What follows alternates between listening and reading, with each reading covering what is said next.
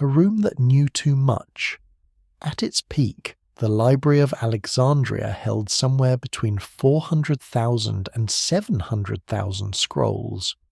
No one alive today knows the exact number. No one alive then did either. There is a kind of building that changes the air pressure of a city just by existing. Not through what it does on any particular day, but through what it represents about what a city believes it is capable of. You have probably been near one without fully registering it, a place so dense with accumulated purpose that it hums at a frequency just below what you can name. The Library of Alexandria was that kind of building, except that it was also the first of its kind, which means there was no word for what it was when it was being built. The people constructing it did not have a category for it. They were building the category. This is worth sitting with for a moment. Not the building itself, the absence of a word for it. When something exists before language has caught up to it, the people inside it experience it differently than anyone who comes after. They do not know they are inside something historic. They do not feel the weight of what will eventually be lost, because loss requires knowing what you had, and knowing what you had requires a kind of distance that only time provides. The scholars who worked in Alexandria in the 3rd century BCE were not custodians of civilization's memory. They were just people trying to find a scroll they needed before the light changed. The building sat in the Bruchaeon district of Alexandria, close enough to the harbour that you could probably smell the sea on certain mornings. It was attached, or adjacent, the sources disagree on the exact arrangement, to a larger institution called the Mausion, which was something like a research institute, something like a university, something like a court appointment for people whose job was to think. The library was the Mausion's memory, a place where what had been thought could be stored and retrieved and argued with by people who had not been present when the thinking first happened. That function sounds simple. It was not simple. It was, at the time, almost impossible to imagine at scale. Before Alexandria, knowledge travelled primarily in one of two ways. It lived in people, in the minds of teachers, physicians, philosophers, astronomers, poets, and it travelled when those people travelled, and it died when those people died. Or it lived in objects, inscribed tablets, papyrus rolls, wooden boards covered in wax. These objects could survive their makers, but they were fragile, expensive to copy, and scattered across a geography that had no reliable postal system and no concept of a lending library. If you wanted to read what Aristotle had written, you needed to be near someone who had a copy of what Aristotle had written, which meant you needed to be in a particular city, in a particular circle, at a particular moment in time. Alexandria decided to change this, not through any single visionary act, but through a sustained institutional pressure that lasted generations. The city, specifically its rulers, the Ptolemaic dynasty that governed Egypt after Alexander's death, began acquiring scrolls the way other powers acquired territory. Ships arriving in the harbour were searched. Any scrolls found on board were taken to be copied, and sometimes the copies were returned to the owners and the originals kept. The phrasing in ancient sources is almost casual about this, as if confiscating the intellectual property of passing merchants were an ordinary administrative function, like collecting a tariff. The Ptolemies also wrote letters to rulers, to cities, to anyone who might have texts worth having.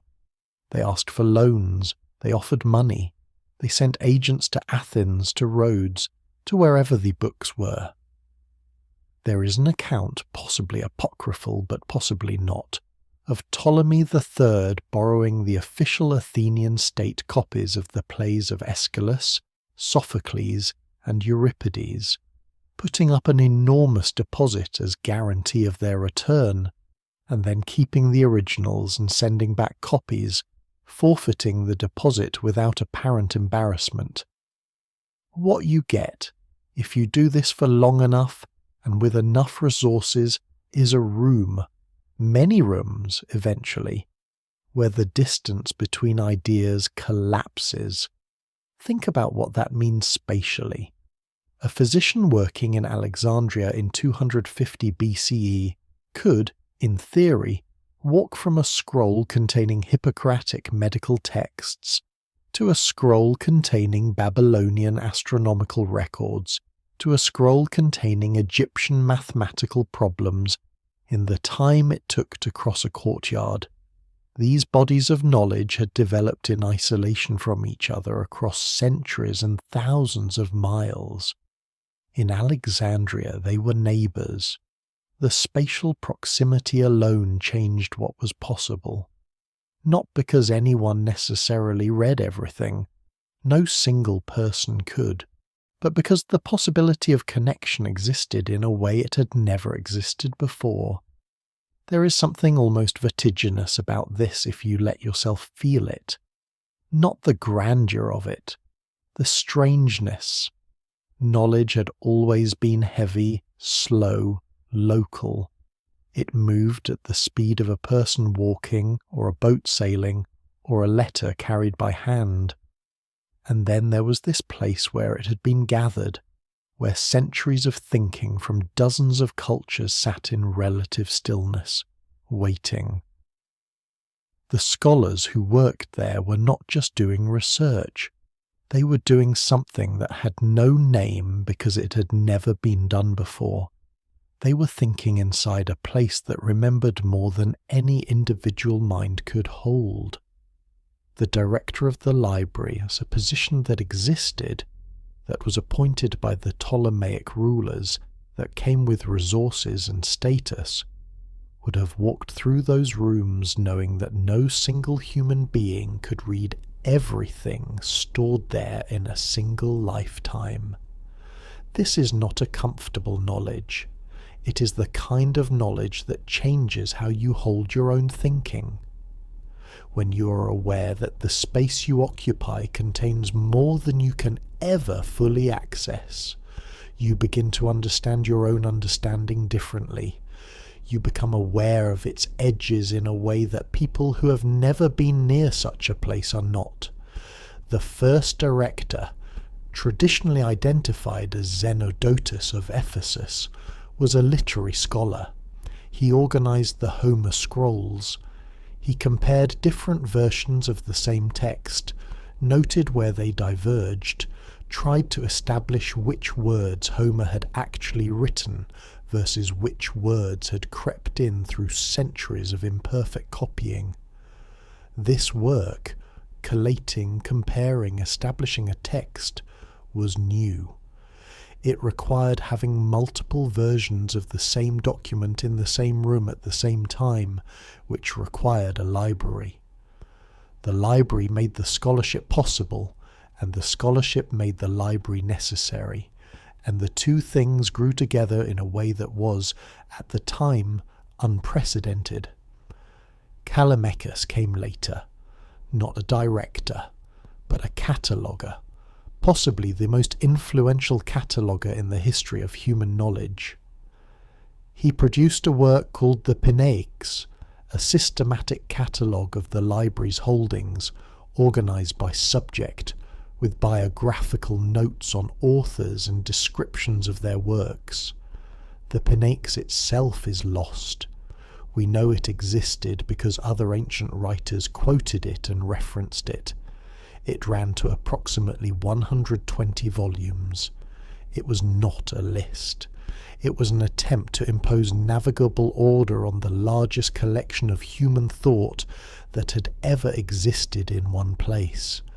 The attempt to create an index of everything, the acknowledgement, embedded in the act of indexing that everything was now too large to hold in a single mind and needed a map. The library held medical texts from Greece and Egypt and possibly Mesopotamia. It held astronomical observations going back centuries. It held mathematical treatises. It held philosophical arguments that disagreed with each other violently and were stored, apparently without editorial comment, on adjacent shelves. It held poetry. It held histories. It held technical manuals for farming and navigation. It held texts in Greek and in languages that many of the library's own scholars could not read. That last detail is worth letting sit where it is. There were scrolls in that building that nobody working there fully understood. Knowledge stored in a form that had not yet been translated, waiting for someone who had not yet arrived. The library held not just what was known, but the outline of what was not yet known. The shape of the gap between what had been written and what could currently be read. Somewhere in those rooms was a scroll containing, in a language most Alexandrian scholars could not pass, an observation about the movement of celestial bodies that would not be fully integrated into Greek astronomy for another generation. Somewhere was a medical text from Egypt that described procedures the Greek physicians in the same building would have found either primitive or surprisingly advanced, depending on which procedure and which physician. The knowledge was there. The connection had not yet been made. This is the condition the library held. Not mastery, but proximity. Not understanding, but the possibility of it. A place dense enough with human thought that the right encounter, the right translation, the right moment of two scrolls being open on the same table could produce something that neither scroll contained alone. The building was real. The shelves were real. The scrolls were real and heavy and smelled of the reed they were made from and the ink pressed into them and, near the harbour, faintly of salt. And it is almost entirely gone. Not dramatically, not all at once. The way a sound goes when the room gradually fills with other sounds until you realise, without being able to say exactly when it happened, that you can no longer hear it. What remains are fragments, quotations preserved inside other texts, descriptions of works that no longer exist, the pinarchs known only through references to it, mathematical proofs that survived because they were copied in time, astronomical data that made it into medieval Arabic scholarship, and from there transformed and augmented into the European tradition. The library did not vanish cleanly. It dissolved, over centuries, into the cultures that surrounded it and succeeded it, and sometimes burned parts of it down until what was left was a residue, an outline of what had been there, visible in the shape of what came after. You are, in a very precise sense, downstream of this place. Not metaphorically. The mathematics you learned in school, the astronomical framework you use without thinking every time you look at a night sky and understand that those are stars and that star is a planet. These things passed through Alexandria, were organized there, argued over there, preserved there long enough to be copied and carried forward. The library did not survive, but it lasted long enough to change what came next. That is a different kind of survival. Quieter, less satisfying than the story of a burning building and a great loss. More accurate. The room is gone. What it knew is harder to account for, before anyone thought to count. Writing was not invented for ideas. It was invented for grain, for cattle. for the number of jars of oil received from a particular village on a particular day, recorded by a person whose name we do not know, in a system of marks that took scholars over a century to decipher. The earliest writing we have found, pressed into clay tablets in Mesopotamia around 3200 BCE, is almost entirely administrative. It is the ancient equivalent of a spreadsheet. It is profoundly, almost defiantly unromantic. And yet something happened between that first clay tablet and the moment someone decided to write down a philosophical argument, a medical observation, a theory about the shape of the cosmos. The tool designed for counting livestock became the tool for recording what a person thought about the nature of reality. Nobody planned this transition.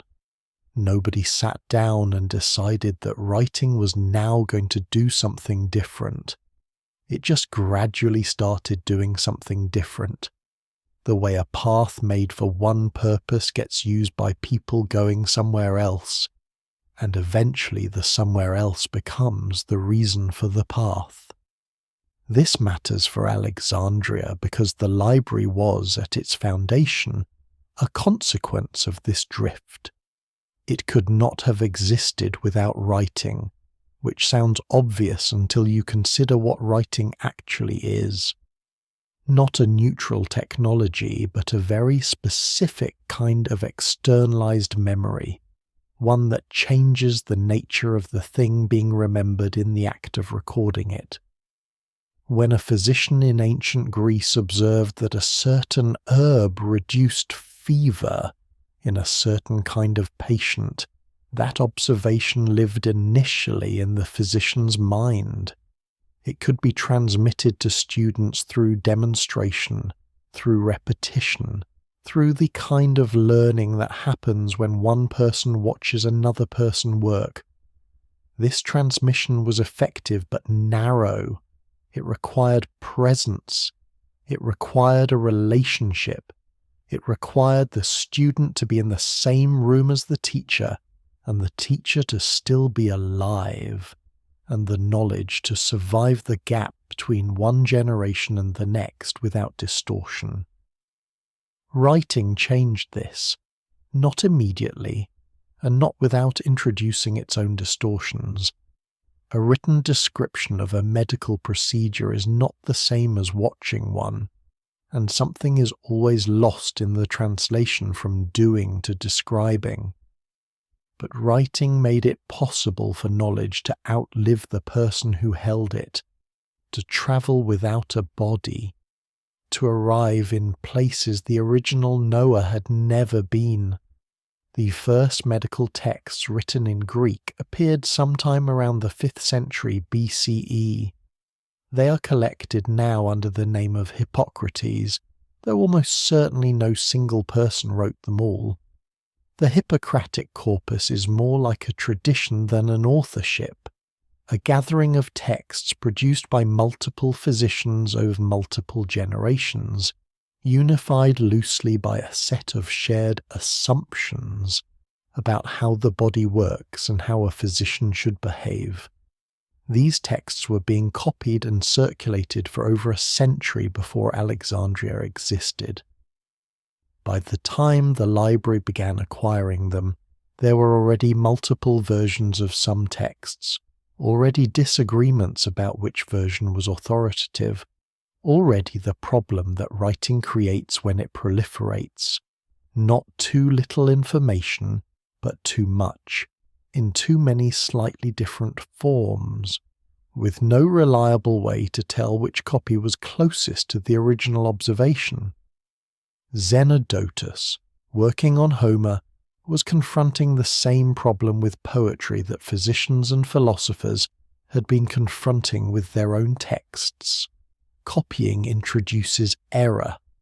Error accumulates.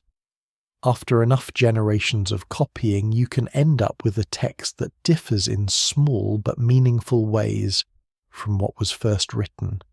And if all your copies diverge from each other, You have a problem that cannot be solved without access to many copies at once. The library was, among other things, a machine for solving this problem, a place where you could gather the variants, compare them, and try to work back towards something closer to the source. This is a strange thing to do. It requires believing that the source matters, that there is a difference between what was originally observed or argued or composed and what subsequent copying has made of it. This belief is not obvious. It requires a particular relationship to the past, a sense that the past is not just background but that it contains things worth recovering with precision. The scholars at Alexandria had this belief in an unusually concentrated form. They were, in a sense, the first people in Western history to be professionally committed to the idea that old texts deserved careful attention, not reverence, not memorization, but the kind of close, critical reading that looks for inconsistency, that notices when a word seems wrong, that asks whether this line was in the original or added later by someone who wanted to smooth a transition. Aristophanes of Byzantium, the third director of the library, introduced a system of critical marks for editing texts. Small symbols placed in the margin to indicate a line that seemed spurious, a word that appeared to be a later addition, a passage that was present in some copies but not others. These marks are the ancestors of the editorial apparatus that still appears in critical editions of ancient texts today. The practice of reading a text and asking not just what it says, but whether what it says is what was originally written. That practice was developed, systematized, and applied at scale in Alexandria, and it did not exist before Alexandria in the same way. What this created, slowly and without anyone intending it, was a new relationship between the present and the past. Before systematic textual criticism, the past was mostly inaccessible as a past. You knew what you had been told. You knew what copies you had managed to obtain. You could not easily know whether those copies were reliable, whether the tradition you had inherited was continuous or broken, whether the Hippocrates you were reading was the Hippocrates who had actually observed patience, or a Hippocrates who had been assembled from fragments and guesswork and honest error. You held the past the way you hold something in bad light, present but not fully visible. Alexandria introduced a kind of light, imperfect, incomplete, often wrong in ways that would only become apparent centuries later, but genuinely new. The idea that you could apply rigorous method to inherited knowledge, and that doing so would get you closer to something real. Eratosthenes, who would become the third or fourth director of the library depending on which ancient source you trust, was working in this same tradition when he calculated the circumference of the earth. He was not simply making an astronomical observation. He was doing something that was only possible because of what the library represented, applying systematic method to a question that had seemed, before method was applied to it, simply unanswerable. You want to know how large the world is. You do not have a ship that can sail around it and measure. You have instead observations, geometry, and the confidence developed over generations of scholarship that careful reasoning applied to reliable data can produce a real answer, within a few % of the actual value, depending on which version of the ancient unit of measurement you use to convert his answer into modern terms. This was not luck. It was the output of a specific intellectual culture, one that had spent generations learning to trust method over intuition, to compare sources rather than simply accept them, to treat knowledge as something that could be refined rather than merely received. The habit of mind that produced the library and the habit of mind that produced Eratosthenes' calculation are the same habit. Both begin with the same assumption, that what we know is probably incomplete, that incompleteness can be addressed through gathering and comparison and careful reasoning, and that the result of this process is something closer to true than what you started with. This assumption is so embedded in how science works now that it is almost invisible. It feels like common sense. It is not common sense. It was developed, argued for, practiced and transmitted across generations by specific people in specific institutions, and the earliest and most concentrated version of that institution was in Alexandria, in a building full of scrolls, near a harbour where the smell of the sea came in through the windows on certain mornings. The clay tablet that started all of this, the one recording jars of oil, cattle, grain, is in a museum now, under glass, climate-controlled, preserved by the same impulse that built the library, the belief that keeping a record of what happened is worth the effort it takes. The person who pressed those marks into the clay did not know they were beginning anything. What the sky looked like from here. The shadow is already moving. It moves every day, everywhere, in every city on Earth that receives sunlight. Most shadows are not useful. This one, on this day, in the Egyptian city of Siene, present-day Aswan, is different in a way that requires only a well and the right time of year to confirm. At noon on the summer solstice, sunlight reaches the bottom of a deep well in Siene without casting a shadow on the walls. This means the sun is directly overhead, exactly overhead, not approximately. The sun's rays are vertical at that location on that day. This was known. It was a local fact, the kind of thing people in Siene knew the way you know things about the place you live, not from studying it, but from being there.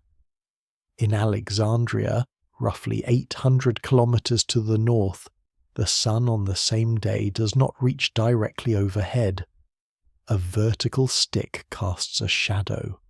The shadow falls at an angle of approximately 1/50th of a full circle, about 7.2 degrees, from the vertical. Eratosthenes knew both of these facts. He was the chief librarian in Alexandria. He had access to the astronomical records and geographic reports that the library had been accumulating for generations. He also had, which matters more than the records, a particular quality of attention, the kind that notices when two ordinary facts placed next to each other stop being ordinary. If the sun is directly overhead in Siene and casting a shadow in Alexandria on the same day at the same time, then the Earth's surface between those two cities is not flat. It curves. The angle of that curve, the angular difference between the two locations as seen from the center of the Earth, is the same as the angle of the shadow in Alexandria. 1/50th of a circle. If 1/50th of the Earth's circumference is the distance from Alexandria to Siene, then the full circumference is 50 times that distance. He measured, or commissioned the measurement of, the distance between Alexandria and Siene. The figure he used was approximately 5,000 stadia. 50 times 5,000 is 250,000 stadia. Converting stadia to modern kilometers is uncertain because the length of a stadium varied by region and era. but the most commonly used conversion gives a circumference of roughly 39,375 to 46,250 kilometers, depending on which stadium length you apply. The actual circumference of the Earth is approximately 40,075 kilometers. This is where the chapter wants to stop and make something of that number, to reach for wonder, to say something about the audacity of it. The chapter is going to resist that. What is worth staying with instead is the method. Not because the method is more impressive than the result. It is not. The result is extraordinary. But because the method is what survived. The result was lost and had to be rediscovered. The method, the habit of taking two ordinary observations and asking what geometry they implied together, became part of how science works. Eratosthenes assumed the Earth was spherical. This was not a radical assumption by his time. Pythagoras had argued for a spherical Earth on aesthetic grounds centuries earlier. Aristotle had provided actual observational evidence. The circular shadow the Earth casts on the Moon during a lunar eclipse. The fact that stars visible in Egypt are not visible in Greece. The way ships disappear hull first over the horizon.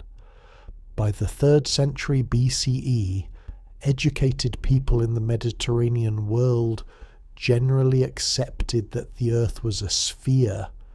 The question was not whether it was round, but how round it was and how large. Eratosthenes turned that question into a geometry problem. This is the move. Take something that seems like it requires a god's eye view, the size of an entire planet, and find the version of it that can be measured from where you are standing. The information is in the shadow. The shadow is available. You do not need to go anywhere. You do not need to see the whole Earth. You need to see the angle. The body knows this problem in a way the mind sometimes does not. Stand outside on a clear day and watch your shadow. It tells you where the sun is without requiring you to look at it. It tells you approximately what time it is. It tells you, if you know where you are and what day it is, something about the geometry of your position on a sphere. The shadow is already doing the calculation. Eratosthenes just read it.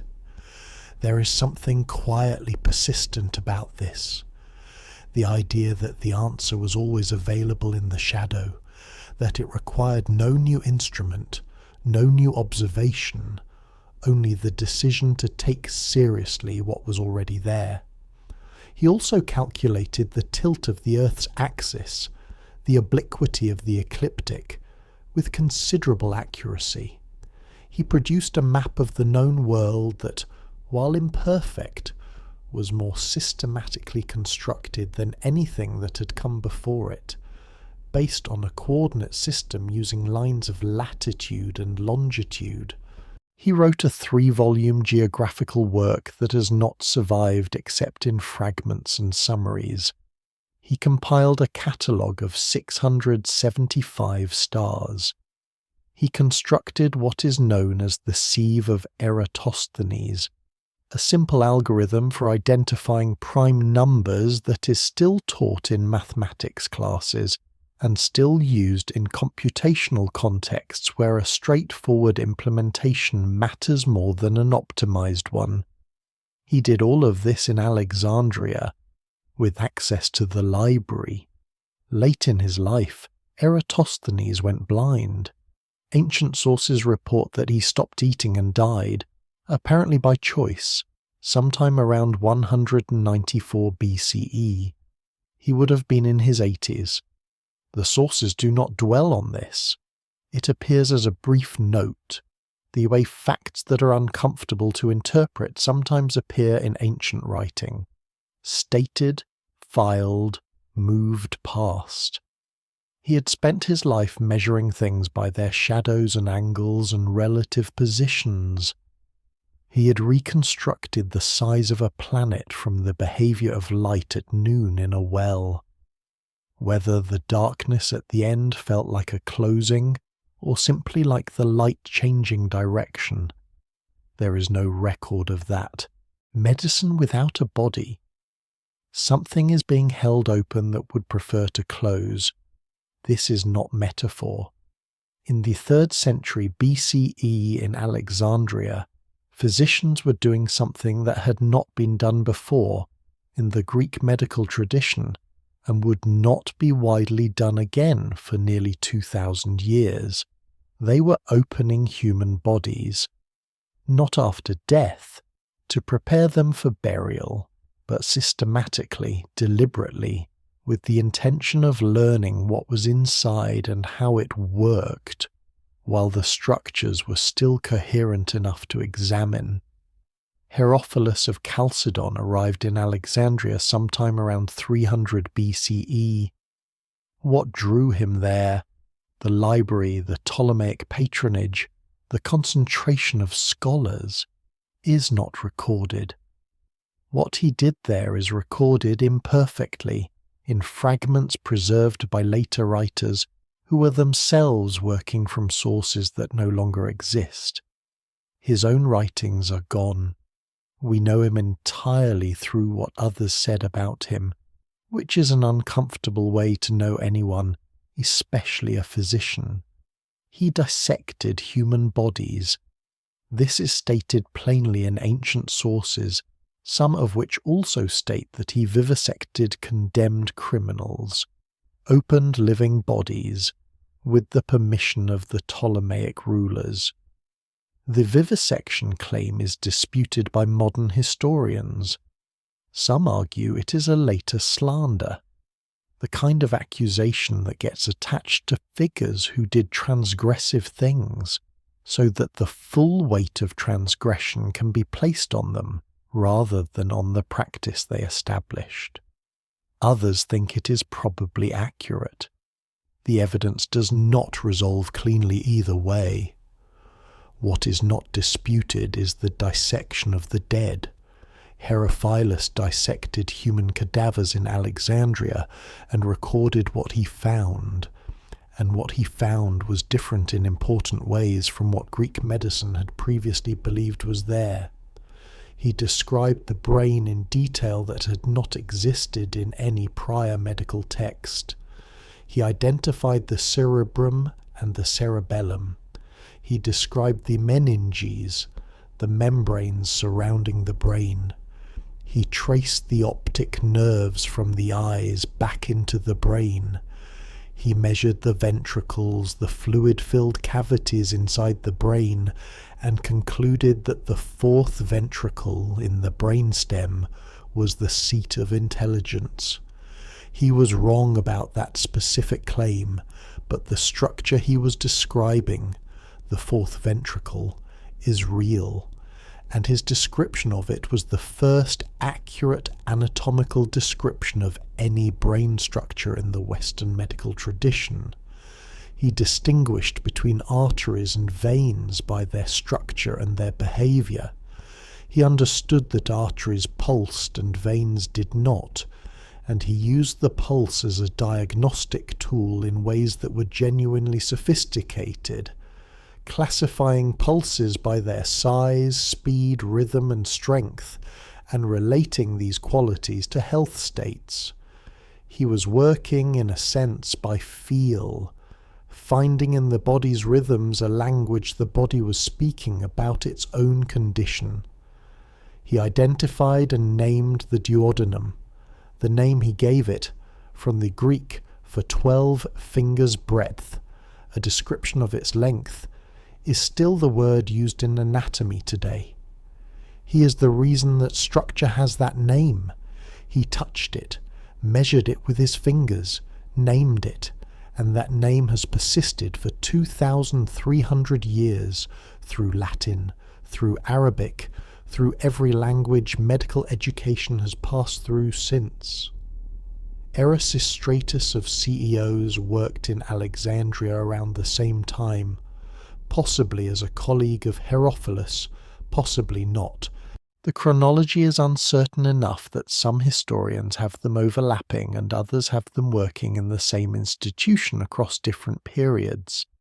He was also a dissector, also a careful observer of internal anatomy, and also a theorist who tried to build explanatory frameworks from what dissection revealed. He came closer than almost anyone in antiquity to understanding blood circulation. Not quite there, but close enough that the distance is frustrating to contemplate. He observed the heart's valves and understood that they prevented backflow. He understood that the heart functioned as a pump. He traced the vessels leading from the heart. He noted that arteries and veins were connected at their smallest extremities, what would now be identified as capillaries, though he explained this connection incorrectly through a theory about pneuma, a vital spirit he believed the arteries carried rather than blood. The error is the important part, not because errors are interesting in themselves, but because this particular error, the pneuma theory, illustrates something about what happens when observation runs ahead of the available explanatory framework. Erasistratus could see the structures. He could see the valves, the vessels, the connections at the periphery. What he could not see was the mechanism, the reason blood moved the way it moved, and into that gap he put the best available explanatory concept his tradition offered. He was not being credulous. He was doing what all scientists do when observation outpaces theory. He filled in the gap with something. The gap between what Erasistratus observed and what he concluded is, in a way, the most human thing in this chapter. The observation is extraordinary. The conclusion is wrong. Both of these things are true at the same time, and the distance between them is not stupidity or laziness, but simply the condition of being at the edge of what is known. After Alexandria, after the specific political and intellectual conditions that made human dissection acceptable, or at least tolerated, and within that institution, systematic human dissection largely stopped in the Western medical tradition for nearly 2 millennia. Galen, working in Rome in the 2nd century CE, dissected animals and extrapolated to human anatomy, and his anatomical works became authoritative for over 1,000 years, partly because he was working from good observations and careful reasoning, and partly because there was nothing to contradict him. The human body had become, again, a closed room. When Vesalius published his anatomical atlas in 1543, the illustrations, produced in part by artists from Titian's workshop, showed human bodies that in some significant ways contradicted Galen. They contradicted Galen because they were based on actual human dissection, and actual human dissection reveals things that animal dissection does not. Vesalius knew he was contradicting a tradition that had stood for over a millennium. He published anyway. What Herophilus had done in Alexandria, Vesalius was doing again in Padua, 18 centuries later. The same act, the same transgression, the same discovery that the body, opened and examined, is not what you thought it was.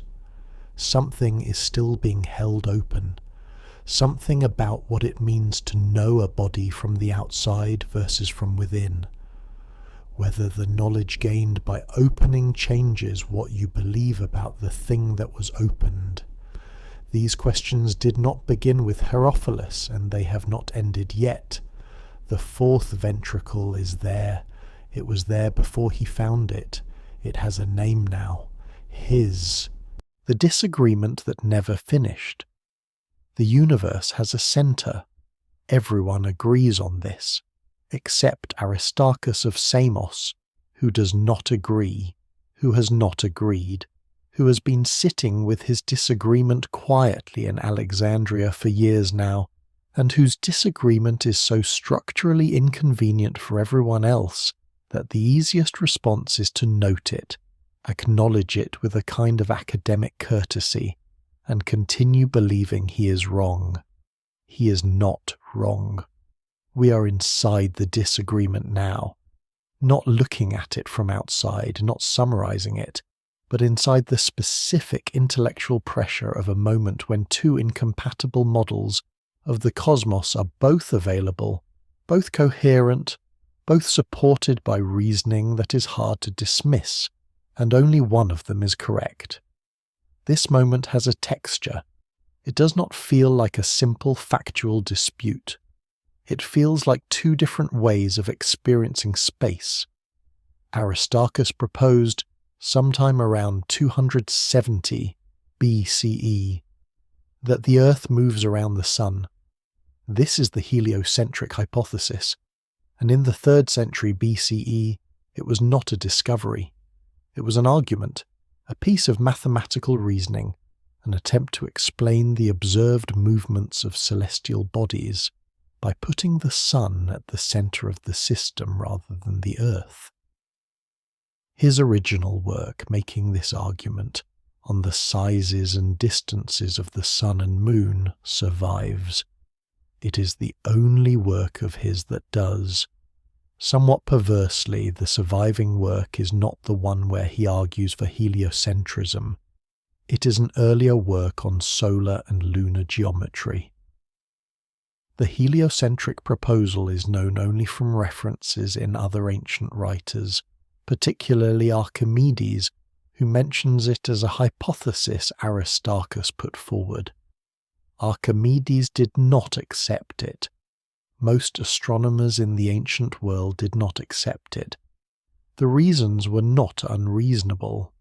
The most powerful argument against a moving Earth was an argument from observation. If the Earth moves around the Sun, then as the Earth moves, nearby stars should appear to shift slightly in position relative to distant stars, a phenomenon called stellar parallax. This shift would be small, but it should be detectable. It was not detected. Ancient astronomers looked for it and did not find it. There are two possible explanations for not finding stellar parallax. First, the Earth does not move, and there is no parallax to find. Second, the stars are so extraordinarily far away that the parallax exists but is far too small to detect with the naked eye. Aristarchus chose the second explanation. He was correct. Stellar parallax was not successfully measured until 1838 by Friedrich Bessel, using telescopic observations precise enough to detect the tiny angular shifts involved. The nearest stars are so distant that even with modern instruments, the parallax angles are measured in thousandths of an arc-second. The ancient astronomers who rejected heliocentrism on the grounds that stellar parallax was undetectable were doing good science. They were applying the correct logical structure. If X is true, then Y should be observable. Y is not observable. Therefore X is probably not true. To a situation where the missing piece was not logical but technical.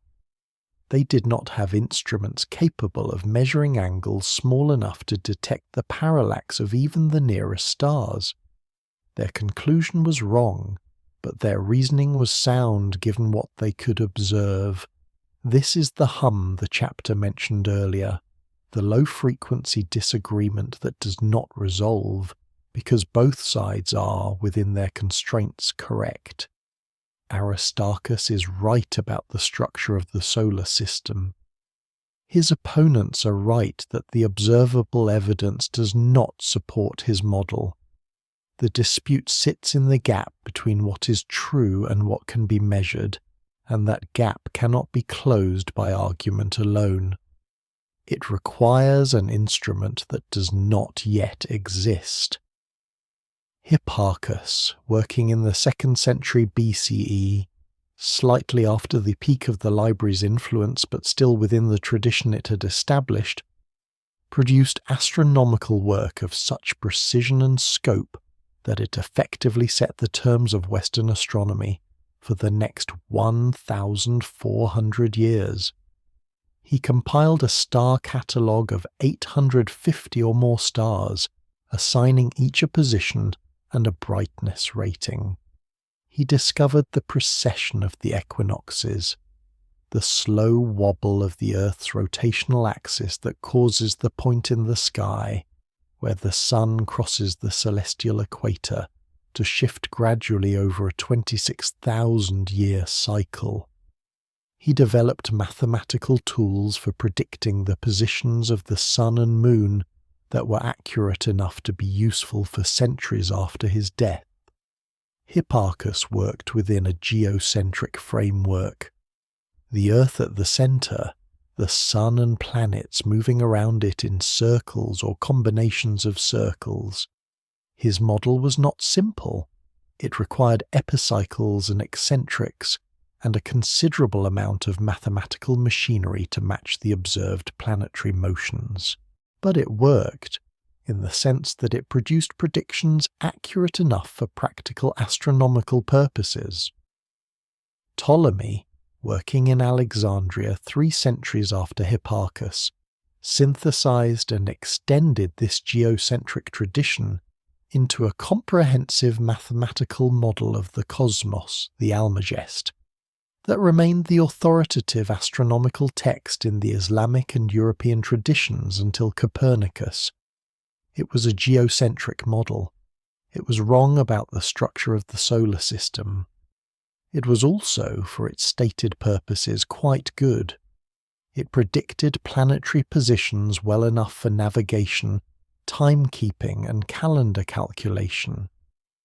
The disagreement between the Aristarchan and Ptolemaic traditions is not a story about ignorance defeated by knowledge. It is a story about 2 models, one correct and one incorrect, where the incorrect one was better supported by available evidence and more useful for practical purposes for the better part of 2 millennia. Copernicus read Aristarchus. He mentions him in an early draft of De Revolutionibus, the 1543 work that reintroduced heliocentrism to European astronomy. The mention was removed before publication, for reasons that are not entirely clear, possibly to avoid the appearance that his ideas were not original, possibly for other reasons, but he knew. He knew he was recovering an ancient argument, not discovering a new one. The disagreement Aristarchus started in Alexandria in the 3rd century BCE was not finished until Kepler showed that planetary orbits are ellipses, not circles, at which point the heliocentric model began producing better predictions than the geocentric one, which was the moment the argument could finally be settled on observational grounds. This took approximately 1,900 years. Some arguments take that long, not because people are not paying attention, but because the evidence required to resolve them does not yet exist, and in the meantime both sides have things to say that are genuinely worth considering, and the disagreement sits there, patient and unresolved, in the background of everything else. You can still feel it faintly when you look up, the old pull of the idea that you're standing still and everything else is moving. The sky does look that way. It looked that way to Hipparchus. It looked that way to everyone who did not have a reason to doubt it. Aristarchus had a reason. He held it for the rest of his life. Nobody listened, not really. Not in a way that changed anything for a very long time. He was right anyway. Heron's engine roll. There is a metal sphere sitting over a fire. 2 curved tubes extend from it, bent at right angles pointing in opposite directions. Water inside the sphere is boiling. Steam rises through the tubes. The sphere begins to rotate. This device exists. It is real. Heron of Alexandria built it, or described it, or improved on a version that already existed, sometime in the 1st century CE. It is called the Eolepile. It is, by the most straightforward definition, a steam engine. It did not change anything. This is the fact that requires sitting with. Not the device itself, which is ingenious and simple and slightly eerie in the way that things which are ahead of their time are eerie. The fact that requires attention is the gap between what the device demonstrated and what anyone did with the demonstration. The Eolepile showed, plainly, that steam pressure could produce rotational motion. This is the operating principle of every steam turbine ever built. James Watt, in the 18th century, did not discover anything that the Eolepile did not already imply. What Watt did, and what Heron did not do, and what nobody in the ancient world did, was connect the principle to a problem that needed solving urgently enough that people were willing to invest in solving it. In Roman Egypt, in the 1st century CE, there was no such problem. Labour was not scarce. Slaves and paid workers were available in quantities that made mechanical substitutes unnecessary. The economy did not have the structure that would make labour-saving machinery economically attractive. The Eolepile was a curiosity, possibly a temple toy. Ancient sources suggest such devices were used to create the impression of magical effects in religious settings. And curiosities do not become technologies until someone needs what they can do badly enough to develop them seriously. Heron understood mechanisms with a precision that sits oddly in its historical context. He wrote on pneumatics, the behaviour of air and steam under pressure. He wrote on mechanics, levers, pulleys, the mathematics of mechanical advantage. He described an odometer for measuring distances travelled by a vehicle, using a system of gears that dropped a pebble into a container for each unit of distance. He described a programmable cart that could follow a predetermined path using a system of ropes and pegs, something that, if you describe it in modern terms, sounds very much like an early version of programmed motion control. He also wrote on mathematics. The formula for the area of a triangle given its 3 side lengths, known as Heron's formula, is the most durable thing that bears his name. It is still used. It appears in surveying, in computer graphics, in structural engineering. A formula worked out in 1st century Alexandria is running, right now, inside software that does not know it is running it. The Eolepile was described in Heron's Pneumatica. The book survived. The device did not have to survive. It only had to be described clearly enough that someone could reconstruct it, which Heron did. The description sat in the Pneumatica, was copied through the Arabic tradition and then into Latin, and was available in European libraries by the medieval period. Whether the engineers who developed steam power in the 17th and 18th centuries had read Heron is a question historians continue to debate. Some had. Whether it mattered, whether reading about the Eolepile accelerated anything, is a different question. The device was not the bottleneck. The need was. This is a thing the library understood institutionally, or at least embodied whether or not it articulated it. Knowledge that exists without a context that requires it sits differently than knowledge that arrives into an urgent problem. The library gathered both kinds indiscriminately. That indiscriminate gathering was part of what made it valuable. You cannot always predict which piece of stored knowledge will become necessary. But it also meant that the library held, quietly and without urgency, things that would not become important for centuries. The steam sphere sits over its fire, it spins. Nobody writes down that this could empty a mine of floodwater. Nobody is thinking about mines. The sphere spins, and the water boils away and the fire goes out.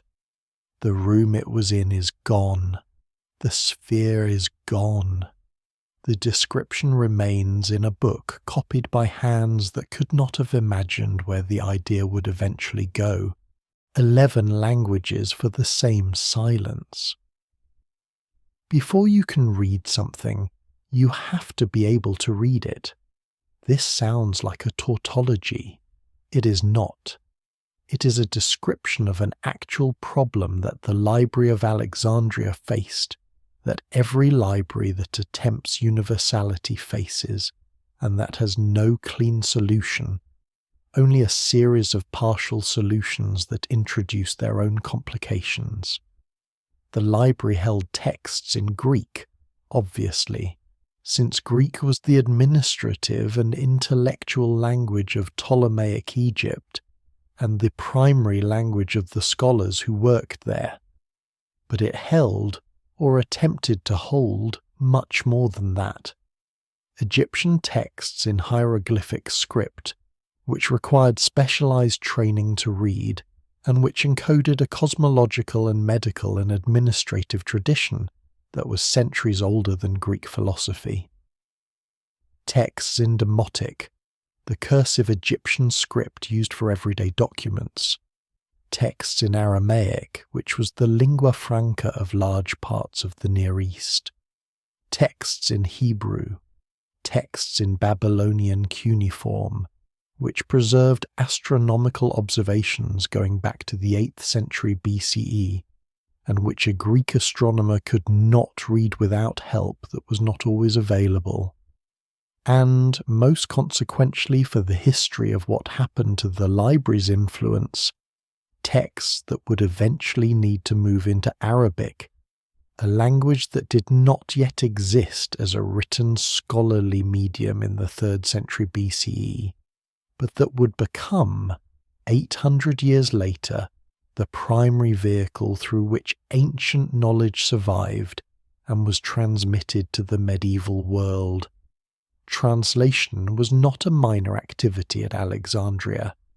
It was, in some periods, central to the library's intellectual work. The translation of the Hebrew scriptures into Greek, the Septuagint, was, according to the letter of Aristeas, commissioned by Ptolemy II Philadelphus, specifically so that the library could hold this important text, which it could not otherwise access, because almost none of its scholars could read Hebrew. Whether the letter of Aristeas is historically reliable or largely legendary is disputed. The translation itself is real, was made in Alexandria, and became the version of the Hebrew scriptures used by Greek-speaking Jewish communities and, subsequently, by early Christians across the Mediterranean world. The influence of this translation on Western religious history is immeasurable. What translation does to knowledge is not neutral. A translated text is not the same text in a different container. The container changes the thing. When a Babylonian astronomical observation is translated into Greek, the Greek translator makes choices about which Greek term most closely approximates the Babylonian concept, about how to handle ideas that have no Greek equivalent, about what can be left implicit because the Greek reader will understand it, and what must be explained because they will not. These choices are mostly invisible. The reader of the translated text has no way to know what the translator chose, what alternatives were available, what was lost or shifted in the passage between languages. Some things translate easily, numbers translate perfectly. An astronomical measurement, an angle, a period, a distance, is the same in any language as long as the units are clearly defined. Babylonian eclipse records, the most valuable astronomical data in the ancient world because they went back further than any Greek records, could be translated into Greek with reasonable fidelity because they were primarily numerical. Other things translate badly.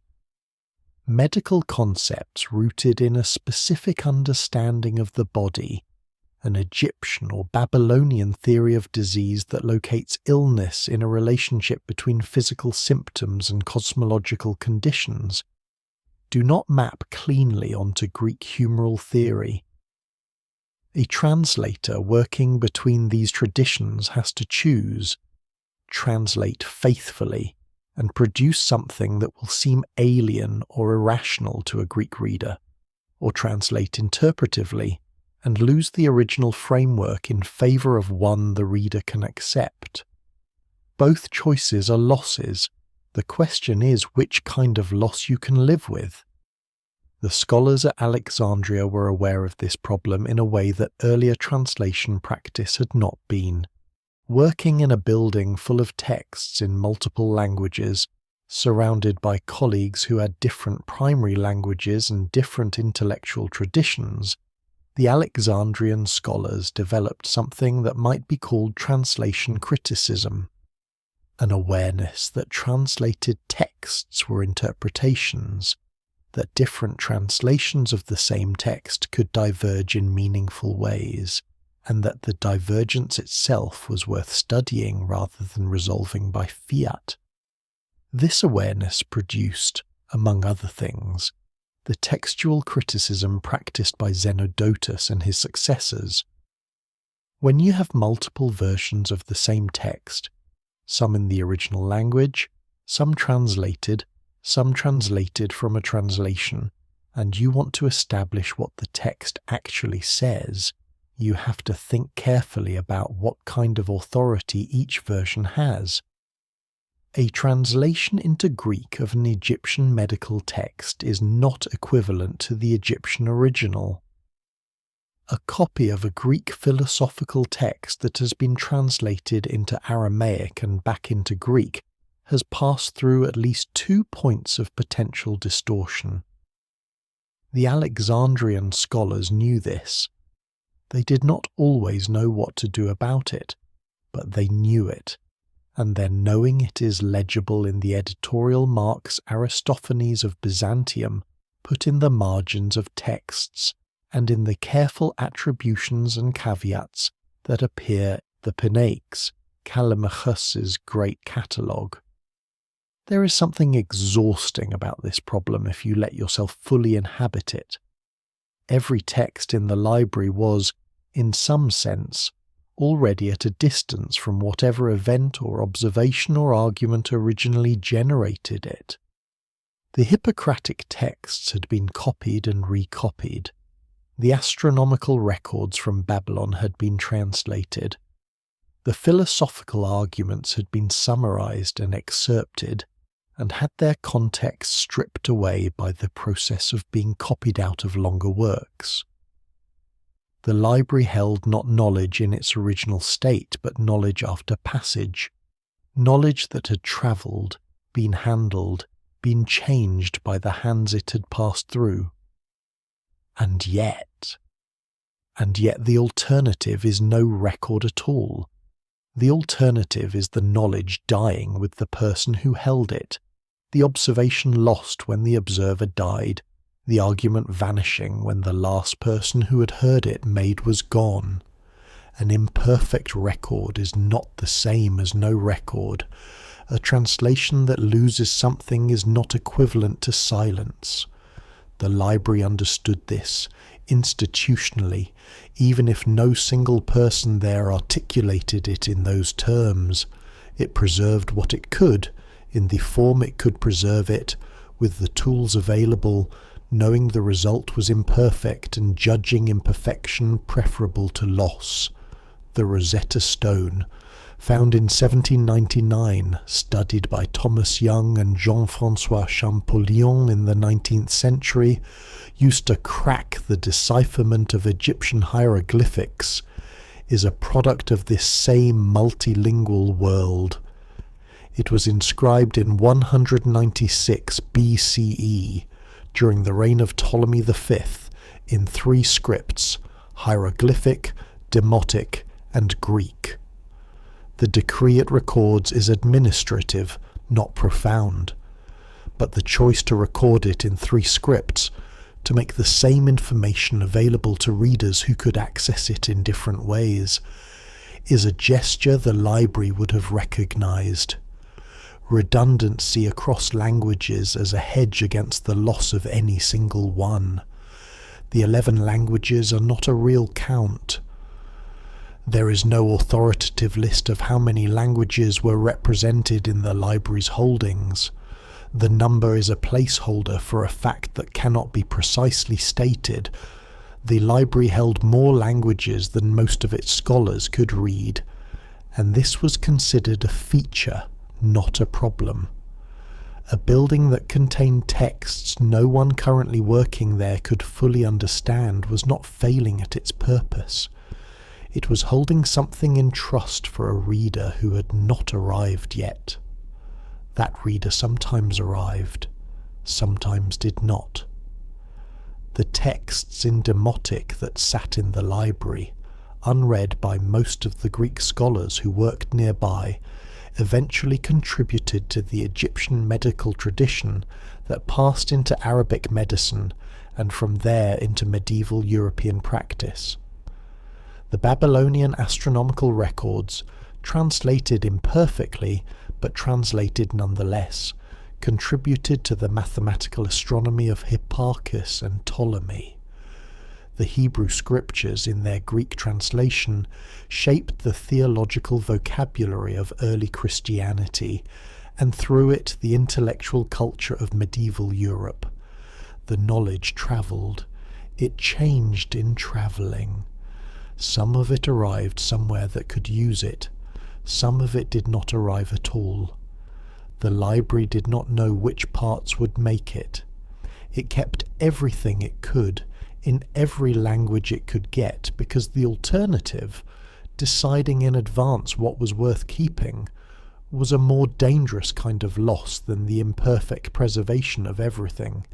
That is still true. It is still how libraries work, when they work well. The belief that you cannot always know in advance what will matter, so you keep what you can and trust the future to find what it needs. The future does not always cooperate, but sometimes it does, and that is enough. What burning feels like from the outside. Something has already happened by the time this chapter begins. The question is not what burned. The question is what burning means when it happens slowly, in stages, across 4 or 5 centuries, and each stage is attributed by different sources to different causes, and none of the attributions is fully reliable, and the total effect is the same regardless of which account is accurate. Julius Caesar. That is the name that appears most often in popular accounts of the library's destruction. In 48 BCE, during his military campaign in Alexandria, Caesar set fire to ships in the harbour, and the fire spread to the waterfront, and some ancient sources say it spread further than that, to warehouses, to buildings, possibly to a storage facility connected to the library. This account appears in Plutarch, in Strabo, in other writers, with varying levels of specificity and certainty. What the ancient sources do not say, what none of them say clearly, is that Caesar's fire destroyed the library. The library continued to be mentioned in accounts written after Caesar's visit. Scholars continued to work there. Donations of books were made to it. Augustus was reportedly given 200,000 scrolls by Mark Antony, taken from the library at Pergamon as a gift for Alexandria, though this account is itself disputed. The institution continued. Whatever burned in 48 BCE, it was not the whole thing, and it may not have been the library at all. Aurelian. In 270 CE, the Roman Emperor Aurelian suppressed a revolt in Alexandria, and in doing so damaged or destroyed the Brucheion district, the royal quarter where the library had been located. This is attested. What was left of the institution after Aurelian is harder to say. References to the library become sparser after this point. The great scholarly community that had characterized the Mausion apparently did not survive the destruction of the quarter it inhabited. Theophilus. In 391 CE, the Bishop of Alexandria, acting under an imperial edict against pagan worship, led or supervised the destruction of the Serapeum, the temple of Serapis, which by this point housed what may have been a secondary collection of books, sometimes called the Daughter Library. The Serapeum was torn down. If books were stored there, they burned. The Arab conquest. In 642 CE, the general Amr ibn al-As captured Alexandria for the Caliph Omar. An account written centuries later, and considered by most historians to be apocryphal, has the Caliph responding to news of a great library in Alexandria by saying that if the books agreed with the Quran they were unnecessary, and if they disagreed they were dangerous, and therefore either way they should be burned. There is no contemporary account of this.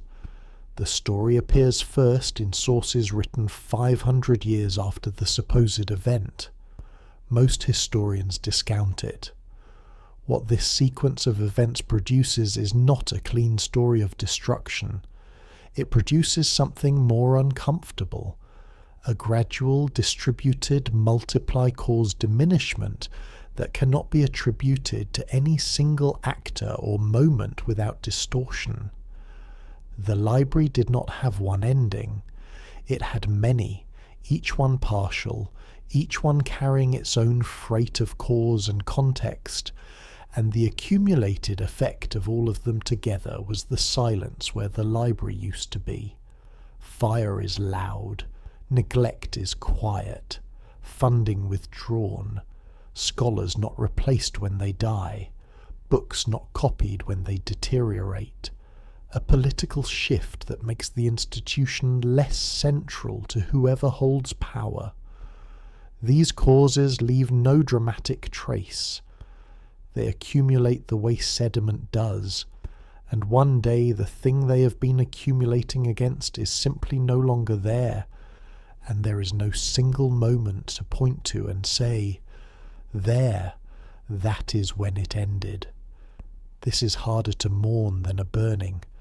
A burning gives you an image. It gives you someone to be angry at. It gives you a before and an after with a clear line between them. The actual history of the library's end gives you no such line. It gives you a long, slow diminishment that looks, from close up, like a series of recoverable setbacks, and only from very far away resolves into loss. Most losses are like this.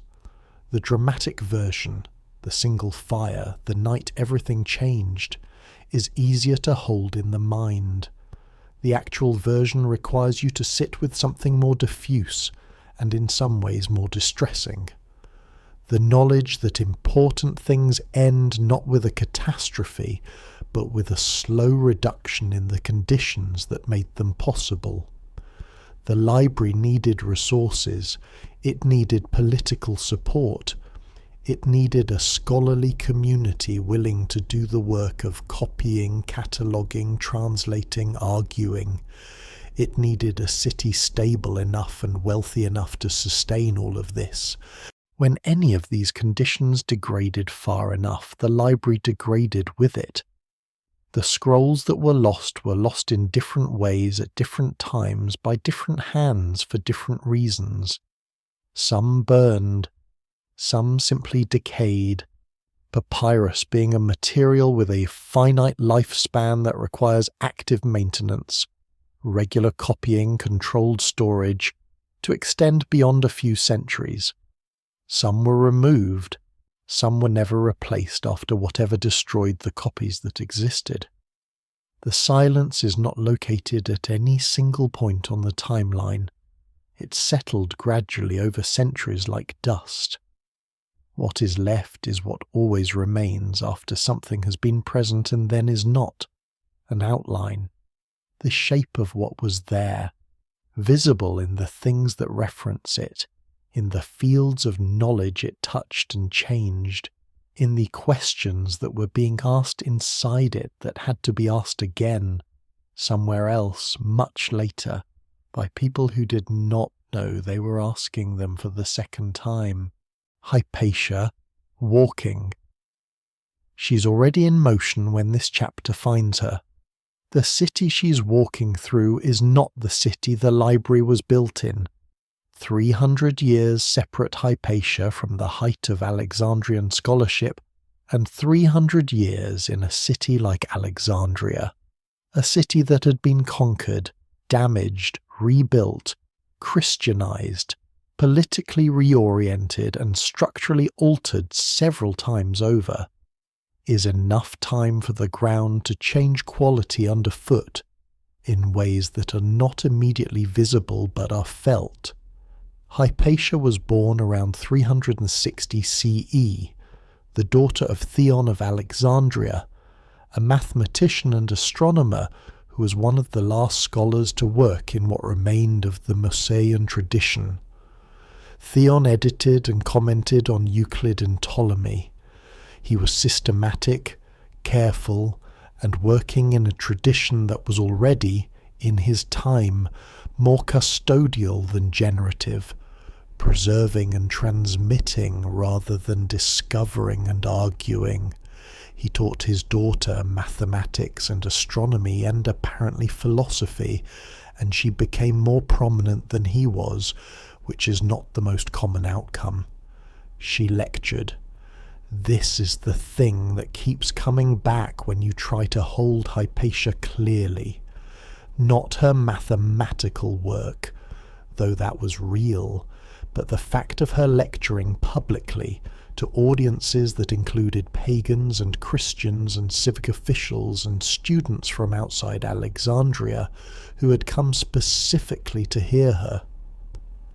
In a city that was becoming rapidly and sometimes violently Christian, in a period when the institutional structures that had supported pagan scholarship were being systematically dismantled, she stood in a public space and taught Neoplatonist philosophy and mathematics and the astronomical tradition she had inherited from her father.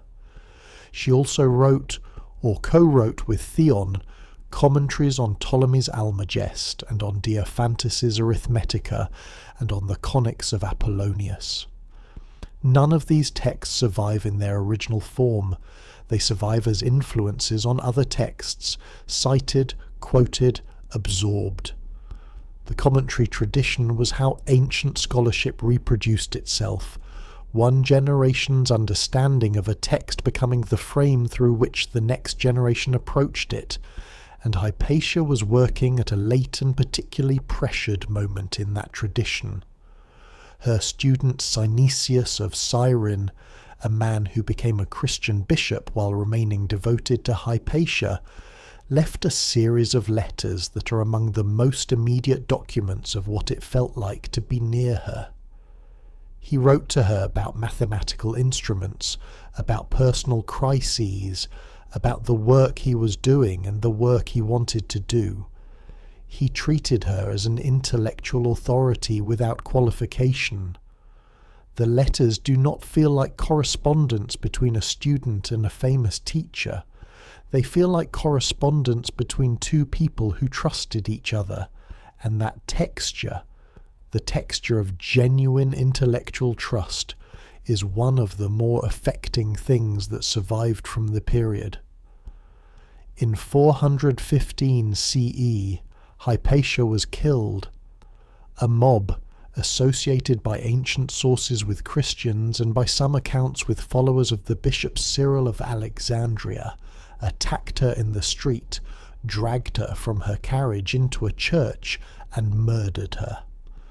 The details in the ancient sources are graphic and have been disputed by historians trying to separate what actually happened from what later writers added for rhetorical effect.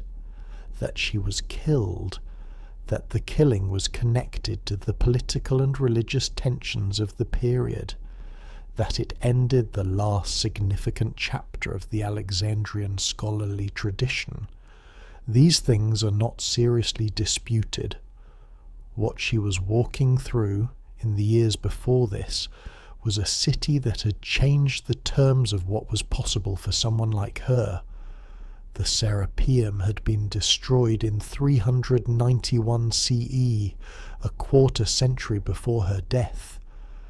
The institutional structures that had supported independent philosophical inquiry were eroding. The political climate was hostile to the tradition she represented, not uniformly, not absolutely, but consistently enough that continuing to work as she worked required a kind of steadiness that the letters of Synesius suggest she had in some measure. She continued to teach. She continued to write. She continued to walk through a city that was no longer the city the library had been built in, along streets that had seen the institutions supporting her traditions dismantled one by one, and she did her work anyway, which is not a heroic gesture. It is just what people do when they have work to do, and the conditions for doing it have not yet become completely impossible. The ground changed. She felt it. She kept walking. There is a kind of knowledge that requires a person to carry it. Not a book, not an institution, but a living person who can teach it, argue with it, demonstrate it. When Hypatia died, the specific version of Neoplatonist philosophy she taught, shaped by her reading, her arguments, her particular integration of mathematics and metaphysics, died with her. No text preserves what she would have said in a lecture. No record captures what she knew that she had not yet written down. This is the oldest kind of loss, the kind that predates the library and outlasts it, the knowledge that lives in a person, that requires the person's presence to fully exist, that ends when the person ends. The city is quieter now. The Mausion is gone. The library, in whatever form it still existed in 415 CE, will not survive much longer as a functioning institution. She had been one of the last people holding a particular thread. When she let go of it, or when it was taken from her, the thread did not pass to anyone else. It just ended, hanging there, and after a while it was not even visible anymore against the texture of what remained. The things that survived by becoming something else. There is a manuscript in the Biblioteca Medicea Laurentiana in Florence that contains the text of Archimedes. It was copied by a monk in Constantinople in the 10th century CE from an older source. The parchment it was written on was later scraped clean. Parchment was expensive, and the Archimedes text had apparently become less valuable than the surface it occupied, and written over with a Christian prayer book. For 700 years the Archimedes text was invisible under the prayer book, present but inaccessible, known only from references in other texts that suggested such a manuscript had once existed. In 1906, Johann Ludwig Heiberg, a Danish philologist, examined the manuscript in Constantinople and recognized the undertext through the faint impressions left in the parchment. He photographed what he could read. In 1998, the manuscript was sold at auction and subsequently subjected to multispectral imaging, X-ray fluorescence, and other modern analytical techniques that allowed scholars to read text invisible to the naked eye. What they found included works of Archimedes that had been lost, in the sense of being inaccessible, for 1,000 years, including a text called The Method, in which Archimedes explains the reasoning process he used to arrive at results he published elsewhere without explanation. The method had not been copied into the Arabic tradition. It had not been transmitted through the medieval European manuscript tradition. It had survived on a single piece of parchment, under a prayer book, in a manuscript that spent centuries in various libraries and private collections before modern technology could read it. This is an extreme case. Most survival is less dramatic. Most survival looks like a gradual filtering, texts being copied selectively, some making it into the Arabic translation movement of the 8th and 9th centuries, some not. Some of those Arabic texts being translated into Latin in the 12th century, some not. Some of those Latin texts being copied in European monasteries, some not. Each stage of transmission introducing its own selection pressures, its own reasons for prioritizing certain texts over others. The Arabic translation movement, centered in Baghdad during the Abbasid Caliphate, institutionalized in the House of Wisdom, established by Caliph Harun al-Rashid, and expanded under al-Ma'mun in the early 9th century CE, is the reason a significant portion of ancient Greek scientific and philosophical knowledge survived at all. Scholars working in Baghdad, including Hunayn ibn Ishaq and his colleagues, translated systematically from Greek into Arabic, seeking texts in libraries across the former Byzantine and Sassanid territories, commissioning copies, comparing versions, applying something that would have been recognizable to the scholars of Alexandria. The same critical discipline, the same attention to variant readings, the same belief that the work of establishing what a text actually said was worth doing carefully. What they selected to translate was shaped by what they needed. Medical texts, Galen, Hippocrates, Dioscorides, were translated early and thoroughly because medicine was useful.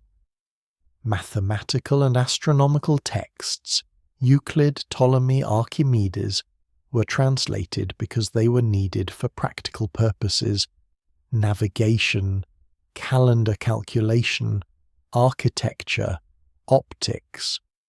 Philosophical texts were translated because the Abbasid intellectual culture had reasons to engage with Greek philosophy, particularly Aristotle, in its theological and political arguments. What they did not translate, or did not translate as thoroughly, was lost in proportionally greater quantities. Greek lyric poetry survived in small amounts. Greek comedy survived partially. We have a substantial portion of Menander because his plays were popular enough to be copied widely and translated into other languages. But most of Greek comedy is gone. Greek history survived better than poetry, but worse than philosophy. The selection was not random, and it was not entirely predictable. It was shaped by the intersection of usefulness, prestige, accident, and the particular interests of particular patrons at particular moments. The Arabic scholars did not simply transmit, they extended.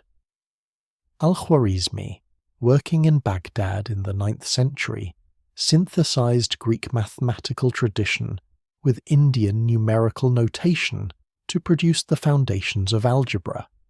The word algebra comes from the title of his treatise, Al-Kitab al-Mukhtasar fi Hisab al-Jabr wal-Muqabala. The Indian positional number system, which he helped introduce to the Arabic-speaking world, eventually became the Hindu-Arabic numerals used globally today. The synthesis that happened in Baghdad was not preservation, it was transformation, a creative encounter between traditions that produced something neither tradition contained alone.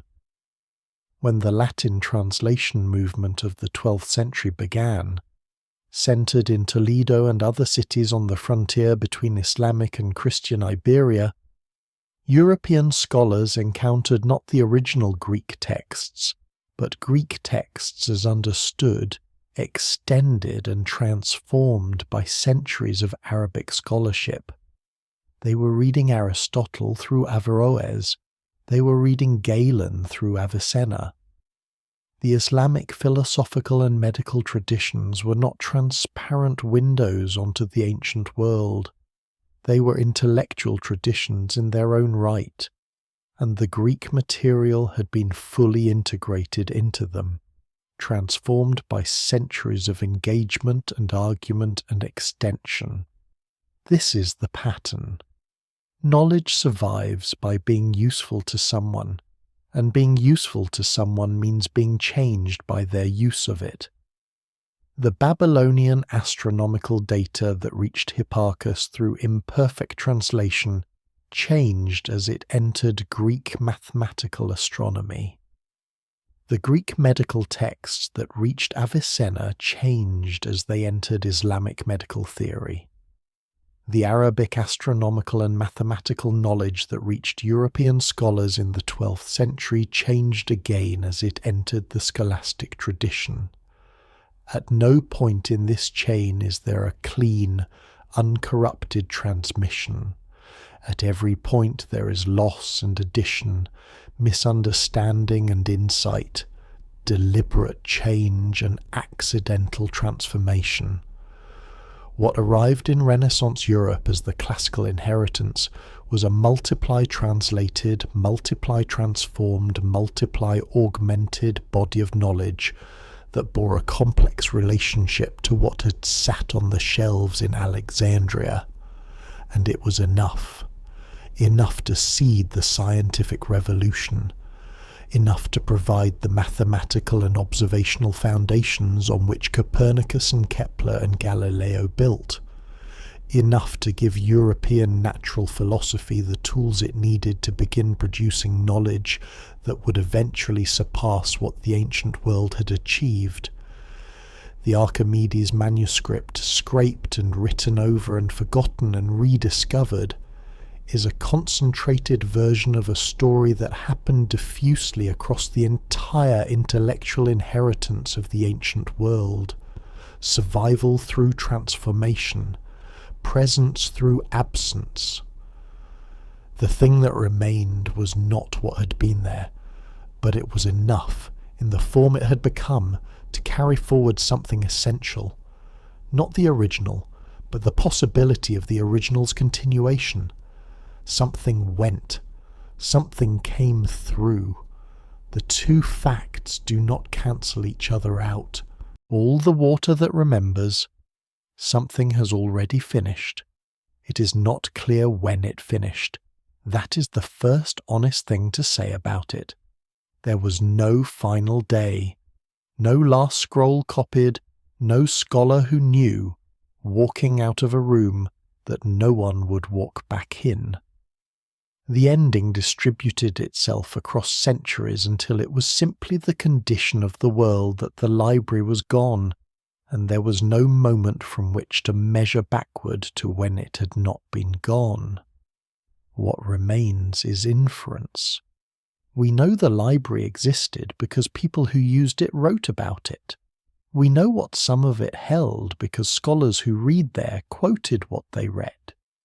We know what was lost partly by absence, by the gaps in the record, the works referenced in surviving texts that cannot themselves be found, and partly by analogy, by estimating from what survived what the full collection might have looked like. This is a strange way to know something. it requires a particular tolerance for incompleteness. Not the incompleteness of a puzzle missing a few pieces. That kind of incompleteness has a definite solution you just haven't found yet. But the incompleteness of a record that was partially destroyed and partially decayed, and partially never made, where the shape of what is missing is itself uncertain. The library held, by most estimates, somewhere between 400,000 and 700,000 scrolls at its height. Modern scholars think this figure may include duplicates, multiple copies of the same text, which the library kept when acquired through its requisition policy. The number of distinct works may have been considerably smaller, still large, still representing a far higher proportion of the total written knowledge of the ancient Mediterranean world than anything that survived. The survival rate for ancient texts varies dramatically by type. Mathematical and astronomical works survive better than poetry. Technical manuals survive poorly. The proportion of ancient Greek plays that survive is less than 10%. We have 33 plays from 3 tragedians against the hundreds or possibly thousands that were written and performed. Of Aristotle's published writings, the polished works he intended for broad circulation, as opposed to the lecture notes that survived, almost nothing remains. What we call Aristotle's works are largely the lecture notes, the working documents, the texts not originally intended for outside readers. The intended works are gone. What this means is that the ancient intellectual tradition we have inherited is already a heavily filtered version of what existed. The library amplified this filtration at the moment of its decline. What was not already copied outside its walls, or not already transmitted through the channels that eventually reached the Arabic and Byzantine traditions, had no other path to the present. And yet, this is the part that resists a clean conclusion. What made it through is not negligible. Euclid's Elements, one of the most widely read mathematical texts in history, translated into Arabic, Latin, dozens of vernacular languages, still used in some form in mathematics education.